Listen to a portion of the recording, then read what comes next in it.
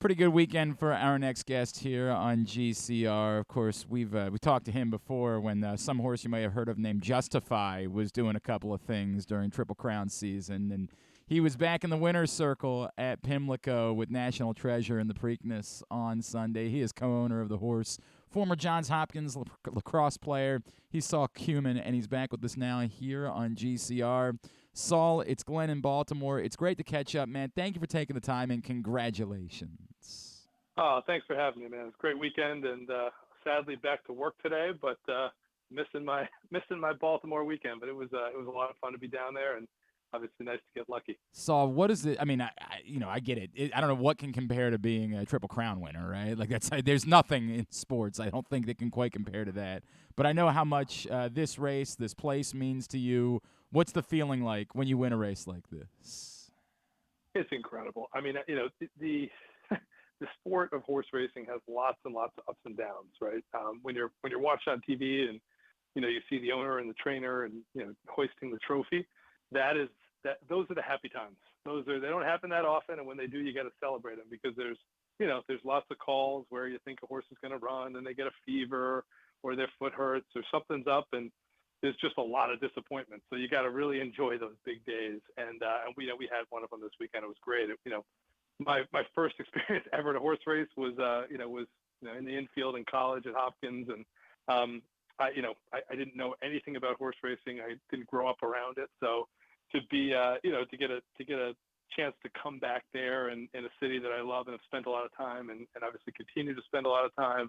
And to win our third Preakness in, I think it was 6 years or something like that with Exaggerator, Justify, and then obviously yesterday or Saturday, it was amazing. And it's the first time actually in our colors we won the race, which is great. We have a couple partners and we rotate on whose silks they're going to wear. So it was cool. nice to be able to get the baby blue hanging up there, which was great. So it was really awesome. And we had a lot of fun. I was obviously psyched. So, what was it about this horse when you decided to get involved? Take me through the story. I think a lot of people were enamored with this horse as a 2-year-old. Run me through your experience and getting involved with National Treasure. Yeah, so we've got a group of guys that basically every year put up a pool of cash together, and we buy a bunch of colts, and this group is designed to try to win the classic type races. We're buying pedigrees that fit, pedigrees that if we are to win these races, there's a very high probability that they'll end up being stallions. There's a buying team of 4 or 5 people led by Donato Lani, who's a bloodstock agent that's bought lots of really good horses. Mm-hmm. And the goal of this group is to send them to Bob Baffert, and he trains them, and he's involved in the buying as well. And so for me, actually, I did a lot of work to become part of this group. I've owned horses with all the partners, and the bloodstock agent Donato Lani buys a lot of horses for me outside of this in different categories, fillies and turf horses, etc. But in the actual buying, I mean, we know we're going to buy 20 to 25 horses a year, and in this group, and we know kind of what we're going to spend. And then, to be honest with you, my job in terms of buying them is essentially nothing. The part that's funny about this one is, so they buy most of them at this big sale in Keeneland in Kentucky in September. Before that sale, there's a sale at Saratoga, and it's a little bit of everybody brings their nice stuff up there. It's kind of a party sale. There's only a couple hundred horses. People are sitting outside. They're serving cocktails. It's a pretty fun scene. And I try to go up for it, and I'm hanging out with the guys that are buying it, but they're working, right? They got the book. They're pulling the horses out. They're looking at them. And then they generally will tell me before, hey, look, we like hip number 13, 152, and 77, and those are the 3 we're going to bid on, and this is about the price we'd like to buy them. And then I'll sit with them and bid and know if we got them, but I'm really not doing any real work. Okay. This one, funny enough, was hip number 13. Okay. Which is my lucky number, was my Hopkins lacrosse number, is the day I was born. And so I remember this one so well because they were like, our favorite horse today is number 13. And I'm like, 13, that's my lucky number. And they're like, oh, no way. So we went to see it, and I said, well, I get to name this one. And they said, well, funny enough, the breeder actually named the horse already National Treasure. And it's a pretty good name. So if we get it, we probably won't change the name. I'm like, all right, that's fair. Keep that it, yeah. happens very rarely.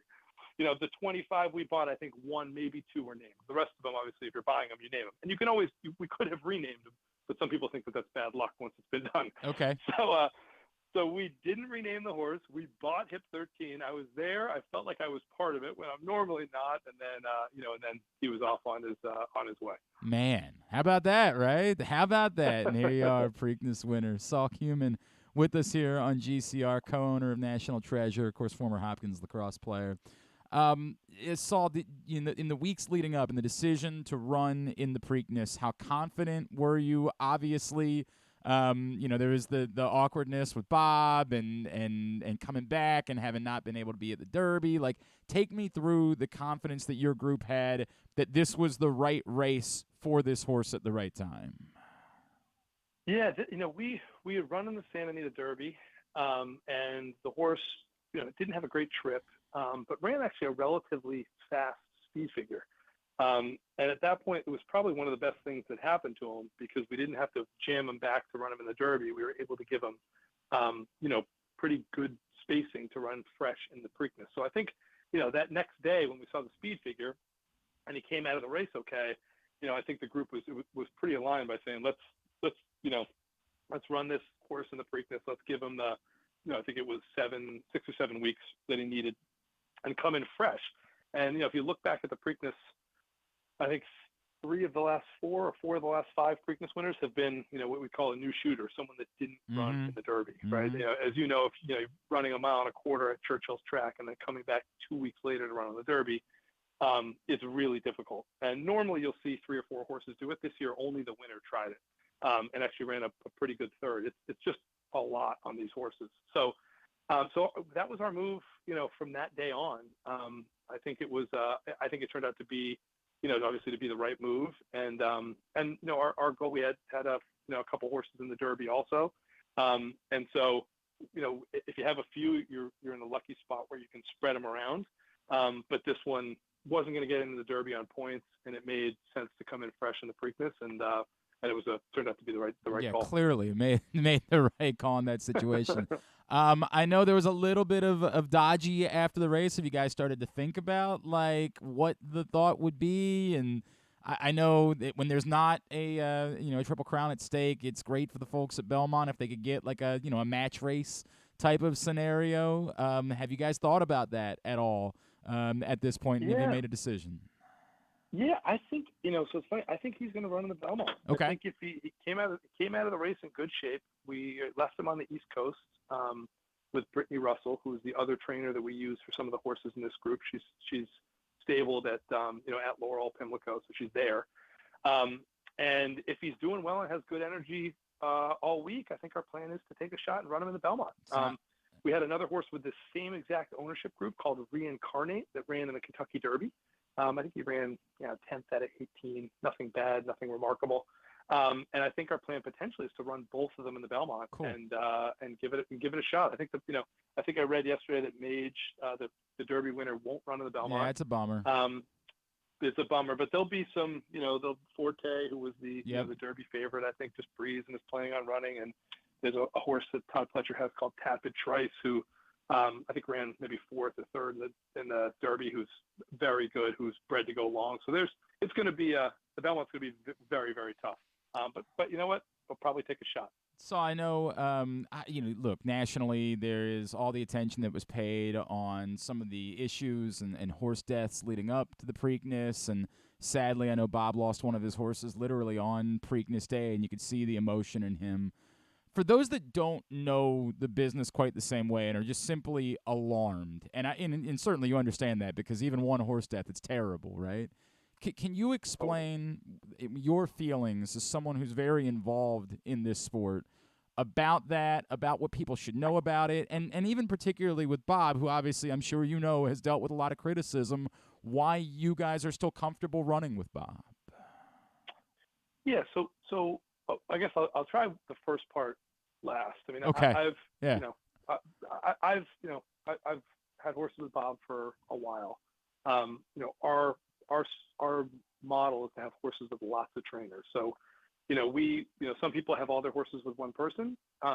We spread our horses out and give them to the people that we think are going to be best at that type of horse. And that allows us to use a lot of different people. So, we send Bob dirt colts, right? He's won the Preakness 8 times. He's won the Derby 4 or 5 times, whatever it is. He's very good with that type of horse.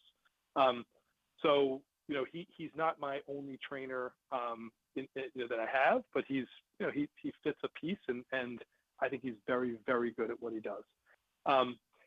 I think Bob was, unfairly treated a bit. I mean, I feel like people were kind of gunning for him and coming after him. And I think if you really peel back the onion on where he had his issues, there wasn't a lot there. So that's just my own opinion. And I understand both sides of it. And so, but we've decided to stick with Bob with this group, and he's got a whole group of 2-year-olds with us again. And he's a friend, and he's part of our process. So I've been to his barn many times. I've seen his staff. I've seen the way they treat the horses. I just have never seen anything that's made me feel uncomfortable. And as an owner, you don't know everything, right? So I can't. I'm sitting in my office in New York City today. I live in Boston. I mean, I'm not. I'm at a horse track 10 days a year. So there's a lot that we don't see, and we have to just trust people. And Bob's been doing this a long time, and our group feels comfortable trusting him. As far as the overall sport, I mean, the breakdowns of horses, they come and go. I mean, I've owned, I don't say thousands of horses, but probably close over a 7 or 8 year span. And I would say every few years we'll have one that breaks down. It's awful. But it doesn't happen often. And, it's unfortunately part of the sport. It's a terrible part of the sport. But unfortunately, it's when horses get hurt severely, because of how heavy they are, they just can't put their weight on themselves. You have snap an ankle, and they unfortunately have to put you down or whatever it might be, right? Because they can't handle it. My favorite part about racing is the mornings. I love to go to the barns and spend time with the horses, and that's where you see how well these horses are treated. When we retire horses, we make sure we spend money on making sure they have good lives. We rehome them. We give donations to do that. We help pay for them to have new careers. I mean, we treat our horses extremely well. I'm not sure every single person in the sport does, but most do. And so I understand the criticism. I hate seeing it. Obviously, watching a horse of Bob's breakdown on a big day, and then obviously the couple of breakdowns on Derby Day where, they give you a stomach ache and you feel terrible. But it's unfortunately a small, tiny part of the game, and they're athletes and they compete, and once in a while they get hurt, and it's disappointing and sad, but it's just part of the game. I appreciate that, Sol. I know that it was a bummer that you couldn't make it a double-double this weekend, right? With Hopkins shocking Notre Dame on Sunday. That would have been a heck of a way for this to go. But that would have been a great weekend. I just want to get your thoughts on what they did this season. And I know there was a lot of, I don't know if heat was the right word, but there was a lot of angst surrounding where Hopkins lacrosse was coming into this year, and the job that Peter Milliman and his team did to sort of return Hopkins to where we all believe that they should be within the pantheon of college lacrosse. What did that mean to you and to all Hopkins alumni? Yeah, this was a big year for us. I think you're right. I mean, I think people were feeling sad and depressed and disappointed with where we've been the last handful of years, and it kind of feels like we're back. We're going to have a big chunk of that team returning next year. Pete is starting to finally have his guys. The people that he recruited are starting to make an impact. And we had great players before Pete, but it's always different when they're your players, when you recruited them, when you sat in their living room. It's a little bit different. You see them fitting into your system. And we sort of said from the beginning, we'll know in 3 to 4 years if Pete's the right guy. We're sort of getting to that point, and we're starting to see, we just saw the way that this team played. I think what was great about this year is that it wasn't one star. I mean, they were fun to watch. They played like they really played like a team. They competed. They played hard. The culture was good. I think I give Pete a lot of credit.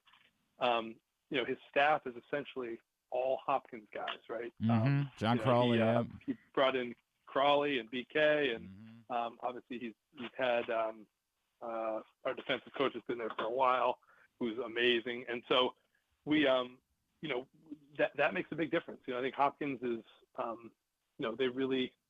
Hopkins loves Hopkins people, right? It's kind of just it's how the program's always been, and having someone who wasn't a Hopkins guy makes it, I think, more difficult. And I think he was smart enough to realize that he's going to have a higher probability for success if he brought in all Hopkins staff, and he's done that. And you can see it. I mean, you can see Jameson's passion on the sidelines, and it's exciting to see. And I was really proud to be associated with that program this year. I think the other thing is the women's team has got a new coach also, and this was his first year. They went to the tournament. They won their first round game. They got knocked out by Syracuse, who's in the Final Four, who's really good.